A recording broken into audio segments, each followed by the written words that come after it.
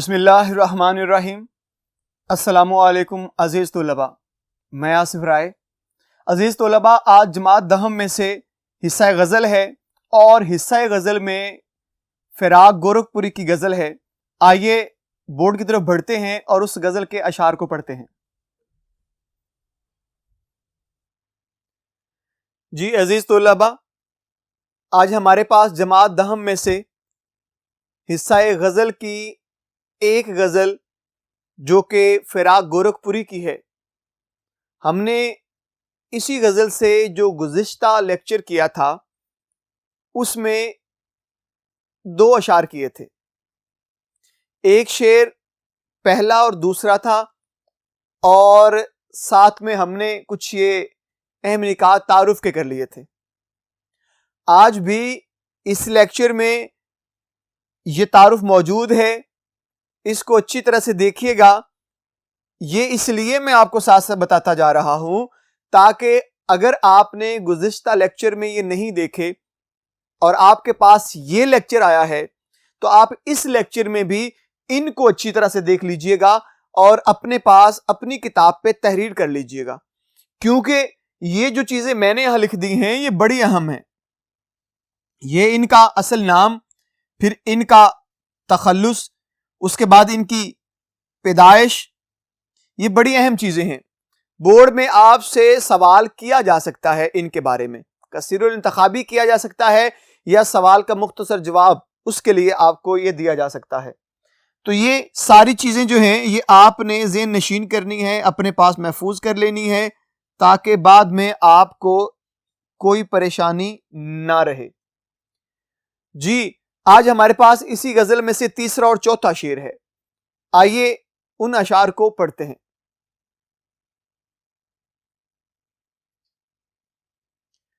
جی عزیز طلباء، ابھی ہمارے پاس شعر موجود ہے، شعر نمبر 3، آئیے سے پڑھتے ہیں۔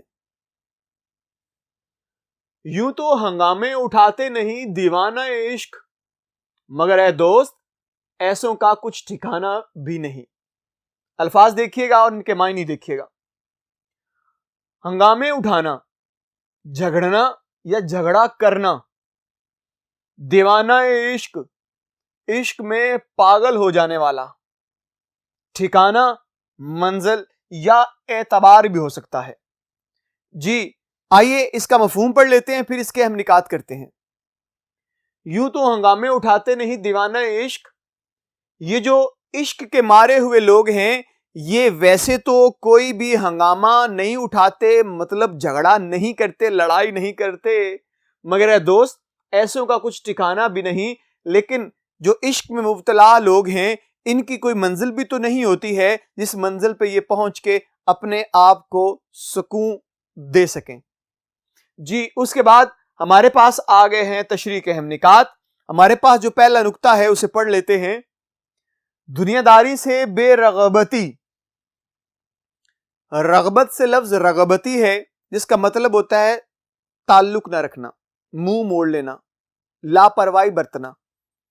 یہاں پہ اس نقطے میں بات ہوگی دنیا داری سے بے رغبتی کی۔ عشق جب انسان کو ہو جاتا ہے تو دنیا آپ کو بیکار لگنے لگتی ہے، دنیا آپ کے لیے بے معنی ہو جاتی ہے۔ یہ چاند ستارے، ان کی روشنی آپ کو پھیکی لگتی ہیں، یہ دن کا آنا جانا آپ کو اس کی پرواہ نہیں ہوتی۔ آپ کی نظر میں صرف ایک ہی شخص ہے جو آپ کا محبوب ہے۔ جب وہ آپ کے گمان میں اس قدر اتر جاتا ہے، جب وہ آپ کے دل میں اس قدر سرایت کر جاتا ہے، جب آپ کے دل کی وسعتوں میں وہ اتر جاتا ہے تو پھر ممکن نہیں رہتا کہ آپ دنیا کا خیال کریں۔ پھر آپ کے لیے دنیا ایسے ہی ہے جیسے یہ قید ہے۔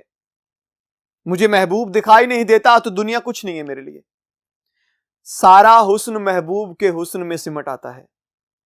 اس لیے یہاں پہ شاعر پہلے یہ بتانا چاہتے ہیں کہ دنیا سے بے رغبتی عشق کرواتا ہے۔ جب عشق ہو جاتا ہے تو دنیا آپ کے لیے بیکار ہو جاتی ہے۔ اگلے نقطے کی طرف بڑھتے ہیں۔ چار سو محبوب کی یادیں.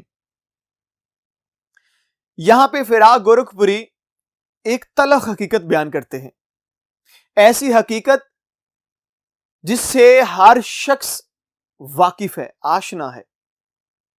آپ جب بھی تاریخ پڑھتے ہیں تو جہاں جہاں عشق آتا رہا ہے آپ کو وہ بتاتا جائے گا کہ اس نے کس طرح سے چاہنے والے کو برباد کیا, کس طرح سے اس کو ہر طرح سے قید کیا, اس کی سوچوں کو قید کر لیا, اس کے پاؤں کو زنجیروں میں باندھ دیا, اس کے ہاتھ پاؤں باندھ دیے, زبان پہ کئی تالے لگ گئے, سوچ پہ تالا لگ گیا محبوب کی یادوں کا, اور وہ ہر طرح سے قید ہو گیا. آپ ہیر رانجھا کی بات کرتے ہیں, سسی پنو کی بات کرتے ہیں, آپ سونی مہیوال کی بات کرتے ہیں, یا شیری فرہاد کی بات کرتے ہیں. یہ وہ مشہور قصے ہیں جو تاریخ میں بتائے جاتے ہیں کہ یہ ساری کی ساری کہانیاں جو ہیں, جو قصے ہیں, یہ محبت عشق سے لبریز ہیں. ان کا ایک ایک صفحہ بتاتا ہے کہ عشق کیا چیز ہے.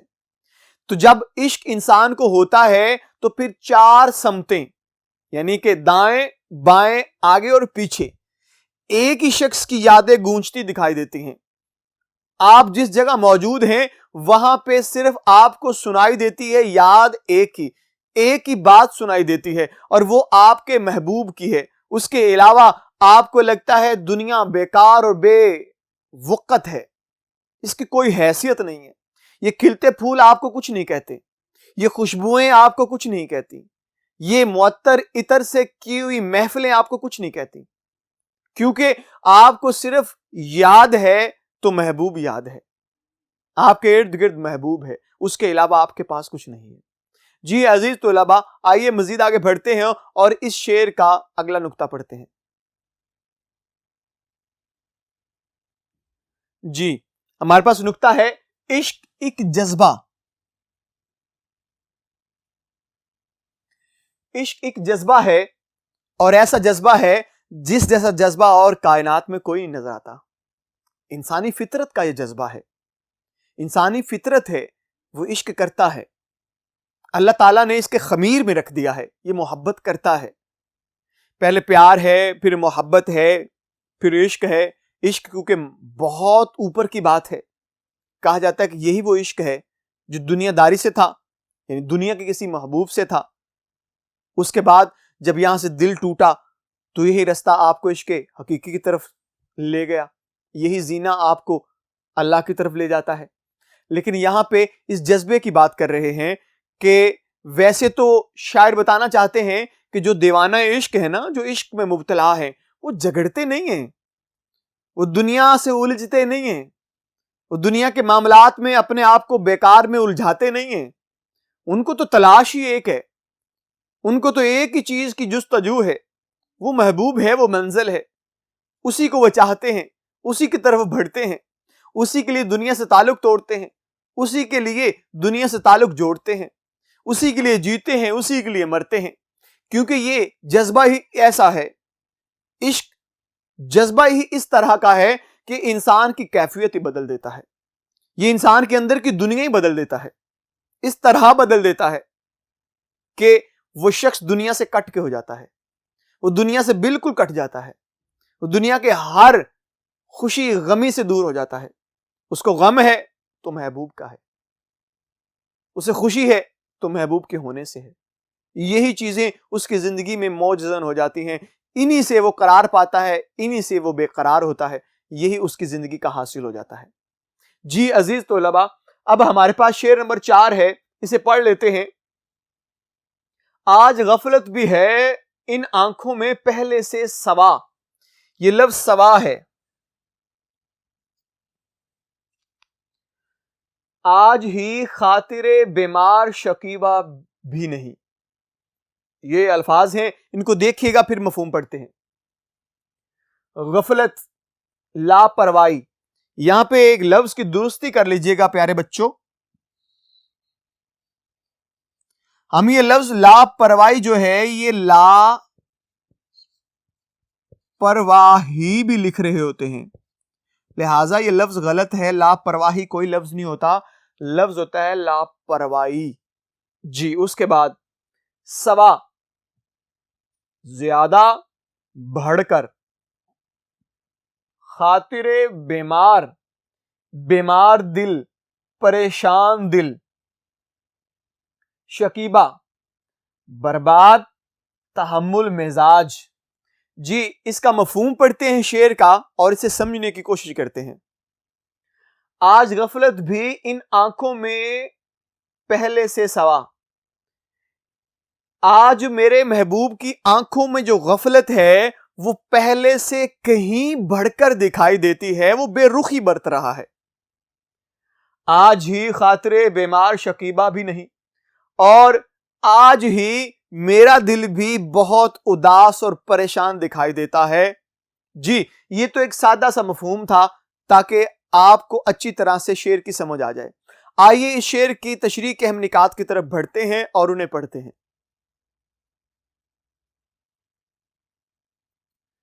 جی عزیز طلباء، دیکھیے گا ہمارے پاس تشریح کے اہم نکات موجود ہیں۔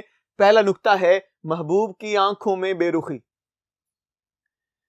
یہاں پہ ایک بڑی ہی تلخ حقیقت بیان کی جا رہی ہے کہ جب آپ کسی سے عشق کر لیتے ہیں نا تو دو ہی باتیں ہیں، یا تو وہ شخص آپ سے بے رخی کرے گا یا آپ کا ہو جائے گا، یا آپ اس کے ہو جاتے ہیں یا وہ آپ سے بے رخی کرتا ہے، وہ آپ کا ہو جاتا ہے آپ اسے بے رخی کرتے ہیں۔ یہاں پہ شاعر نے دو صورتحال کو سامنے رکھا ہے۔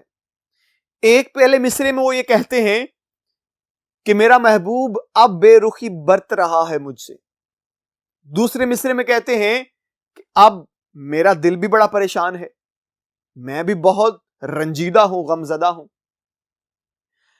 یہاں پہ شاعر بتانا چاہتے ہیں کہ جب محبوب آپ کو ایک آنکھ بھر کے دیکھتا ہے اور محبت کی نگاہ سے دیکھتا ہے تو وہ اس کی جو محبت کی نگاہ ہے وہ آپ کی نس نس میں اتر جاتی ہے، وہ آپ کے لیے خوشی کا باعث بن جاتی ہے، آپ کے لیے قرار راحت سکون بن جاتی ہے، آپ کے لیے بہت سا سامان راحت کا کر لیتی ہے۔ وہ تب ہے جب آپ کا محبوب آپ کو ایک نگاہ بھر کے دیکھ لیتا ہے، محبت کی اور الفت کی نگاہ سے دیکھتا ہے۔ لیکن شاعر تو یہاں کچھ اور ماجرا بیان کر رہے ہیں۔ شاعر یہ بتانا چاہتے ہیں کہ میرے محبوب نے مجھ سے آنکھیں چرائی ہیں، اس نے مجھے دیکھنے کے بجائے کہیں اور دیکھا ہے، اس نے مجھے نہیں دیکھا، میری طرف نگاہ اٹھا کے نہیں دیکھا، مجھے محبت کی الفت کی نگاہ سے نہیں دیکھا۔ گویا وہ اس کا جو اس طرح سے مکرنا ہے، اس طرح سے نگاہ پھیرنا ہے، گویا وہ ایک تیر تھا جو اس نے کھینچ کے مارا اور میرے جگر کے آر پار ہو گیا۔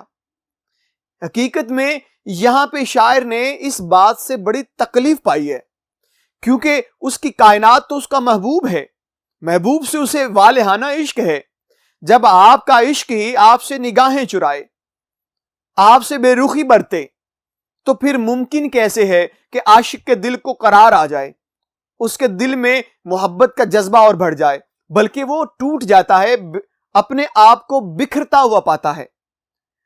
اور شاعر کہتے ہیں کہ جہاں وہ آنکھیں پھیر رہا ہے، خدا کی کرنی یہ ہے کہ اسی دن میں بھی پریشان تھا، میں بھی غمزدہ تھا اور رنجیدہ تھا۔ ایک تو مجھے غم مار ڈالا، غم نے پریشان کر دیا مجھے، دوسری طرف محبوب بھی بے رخی برت رہا ہے، یعنی ایک عذاب تو تھا ہی، دوسرا عذاب بھی نازل ہو گیا، میں ہر طرح سے پریشان ہو گیا۔ جی اس کے بعد اگلا نکتہ ہے عاشق کے دل کا پریشان ہونا۔ تو عاشق جو ہے وہ پہلے سے پریشان تھا، اب ممکن نہیں ہے کہ اس کی پریشانی کم رہے، یا جو اس کی پریشانی تھی وہ اتنی ہی رہے، اب اس میں اضافہ ہوا ہے۔ وہ تب ہوا ہے جب اس کے محبوب نے بے رخی برتی ہے، جب اس کے محبوب نے اس سے آنکھیں پھیر لی ہیں، اور یہ اس کے لیے بہت بڑا عذاب ہے۔ آخری نکتہ ہے محبوب کی بے رخی جان لیوا۔ یہ چیز بڑی ہی غور طلب ہے۔ وہ شاعر ہوں، وہ کوئی اور شخص ہو جو محبت کے جال میں ہے، جو محبت کے سلسلے میں کڑی میں بند گیا ہے، وہ یہی چاہتا ہے کہ محبوب میرا رہے، میں اس کا رہوں۔ محبوب میرے قریب رہے میں اس کے قریب رہوں، وہ مجھے آنکھ بھر کے دیکھا کرے میں اسے دیکھا کروں، وہ مجھے مسکرا کے دیکھے میں اسے دیکھ کے اپنے دل کے غموں کو بھلا دیا کروں۔ لیکن یہاں پہ صورتحال ایسی نہیں ہے، یہاں پہ صورتحال مختلف ہے۔ یہاں پہ فراق گورکھپوری اس الجھن میں مبتلا ہے کہ محبوب آنکھیں کیوں پھیرتا ہے، مجھ سے محبوب بے رخی کیوں برتتا ہے، اور یہاں پہ وہ کہہ رہے ہیں کہ یہ جو بے رخی ہے یہ میرے لیے جان لیوا ہے، دنیا کا سب سے بڑا عذاب ہے، دنیا کی سب سے بڑی تکلیف ہے جو مجھے میسر آئے گی، اور میں اس تکلیف کو کیسے برداشت کر پاؤں گا کہ میرا محبوب جو میرا ہے اب وہ مجھ سے دور جاتا ہے، اب وہ مجھ سے نگاہیں پھیرتا ہے، اب وہ بے رخی کی انتہا کرتا ہے، تو میری پریشانی کم نہیں ہوگی بلکہ اور بڑھ جائے گی۔ جی پیارے بچوں، یہ تو تھا آج کا کام ہمارے پاس۔ ہم نے فراق گورکھپوری کی جو غزل ہے اس کے 2 اشعار کیے، تیسرا اور چوتھا، اس کے معنی مفہوم کو بھی پڑھ لیا اور ان کے تعارف میں سے کچھ اہم نکات بھی نکال لیے۔ امید کرتا ہوں کہ آج کا لیکچر آپ کو بڑی اچھی طرح سے ازبر ہوا ہوگا اور آپ نے اس کو ذہن نشین بھی کیا ہوگا۔ انشاءاللہ اگلے لیکچر میں آپ سے پھر ملاقات ہوگی، تب تک کے لیے مجھے اجازت دیجیے۔ خدا حافظ۔